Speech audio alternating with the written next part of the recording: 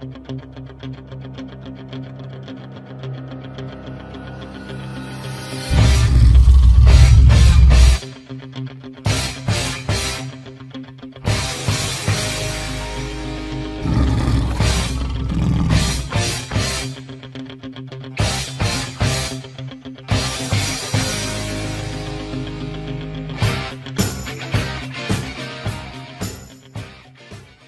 morning, DES. Welcome to another great broadcast of TNN Tiger News Network. I'm Destiny Brown. And I'm Sarah Jackson. And as you can see, we're at the location of the Soapbox Derby. On to lunch with Cameron Hurd. Good morning, DES. I'm Cameron Hurd, and today I'll be doing the lunch for you today. Today we're having sloppy joes, carrots with ranch, pickles, and fries, fruit juice, and choice milk. Now back with Sarah and Destiny. Thank you, Cameron, for that wonderful lunch menu. Today is Tuesday, so we have Principal's Corner. So let's get right on to Principal's Corner with Mr. Kirby. Good morning, DES. It's Mr. Kirby, your principal. Today is Tuesday, October 2nd, 2018. Principal's Corner. This month, we are going to be studying Habit 1 and the 7 Habits of Highly Effective People. Habit 1 is being proactive. One part of being proactive is not being reactive. This morning, I had a student get in a little trouble for something, and I asked him why he got in trouble. And he started telling me about someone else that had done something to him or about him. And I stopped him right there and I said, no, you're not in trouble because of the other guy. You're in trouble because of the way you reacted to the other guy.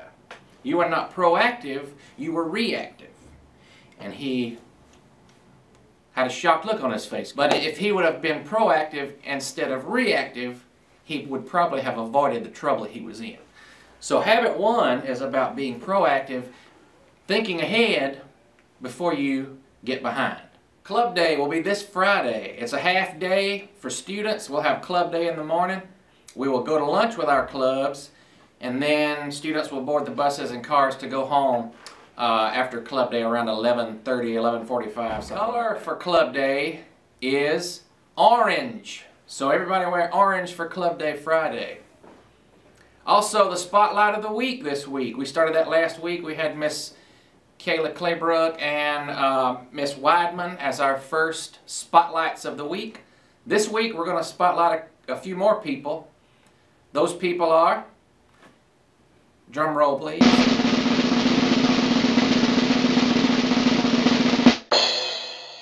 Miss Minyard, our music teacher. She does a very good job with music. And our lunchroom staff, we just got done with Grandparents' Day last week, and they did an excellent job of feeding the grandparents for 3 straight days, plus feeding all the students at our school on a continuous basis. So our spotlight people of the week this week are Miss Minyard, music teacher, and our entire lunchroom staff. Yeah. I thought you were in here today. Yeah. No, we're in here for you. What have I got to do? Oh, you make sure to put that. Miss Minyard, we hate to disturb your class because everything, you got it going on in here. You got people on the stations and writing music. My brother does that. I don't know what that's foreign language to me. But anyway, you're our spotlight of the week this week. Oh my! Yay!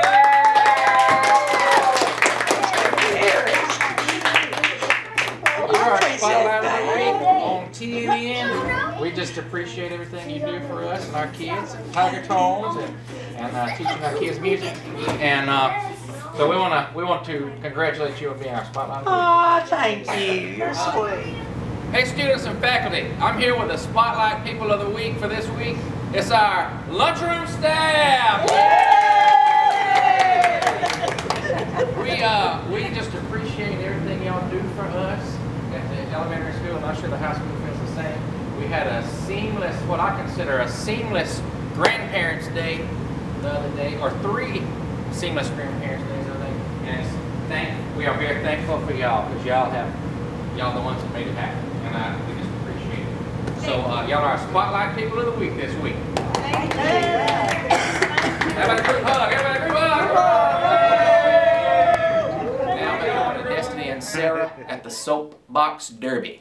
And as you can see, we're here to interview Mr. Ward on the Soapbox Derby and the Fall Festival for the car show. Without further ado, we're going to ask him some questions.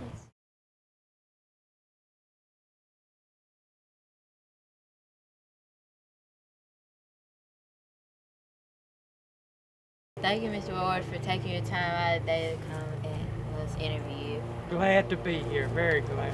Okay, so first question is, what made you want to start the Soapbox Derby?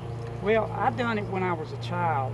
I was born and raised in Florida, and I done it when I was a child in Florida. And my grandson one day was on the telephone and he acted sort of depressed, and it gave me an idea. You know, these kids, y'all need to take a little more time outside, open air, you know, lay the phones and computers down and come out and just enjoy the day, you know, be with nature and have a good time. Who is your inspiration? Ducky Ward was. He was my son that we lost in an automobile accident years ago.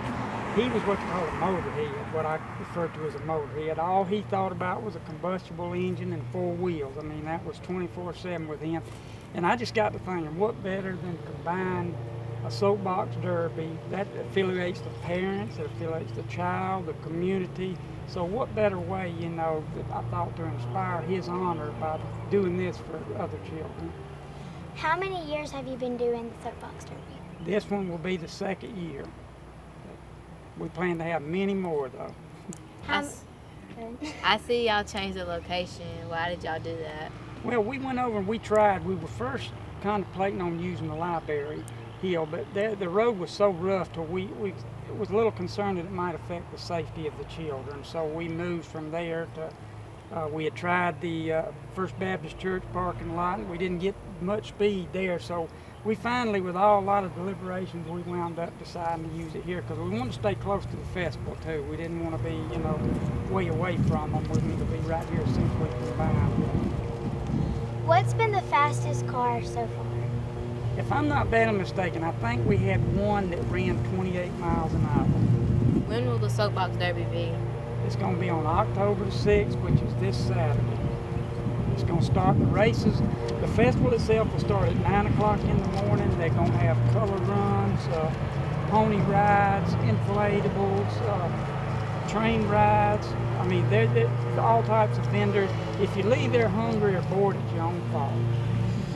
I saw this soapbox car. Did y'all make this, or? Yes, me and some other children that worked with me together on it. It's really good. Thank you.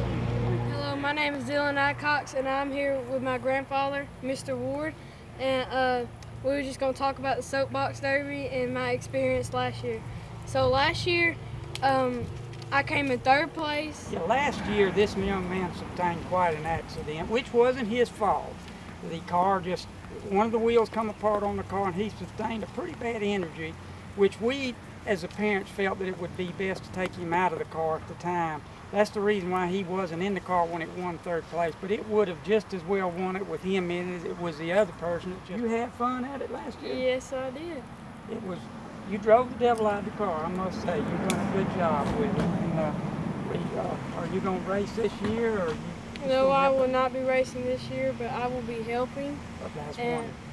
I will help get the cars up the hills and get them situated. Thank you for coming on the show and answering a few questions for us, and can't wait to watch the Soapbox Derby. Hey, I definitely appreciate y'all. Thank y'all very much. Y'all have a good day. Well, that brings us to the end of another great broadcast of TNN Tiger News Network. Thanks for tuning in as we were at the site of the Soapbox Derby. Hope everyone can make it out this weekend to the Fall Festival and the Soapbox Derby race.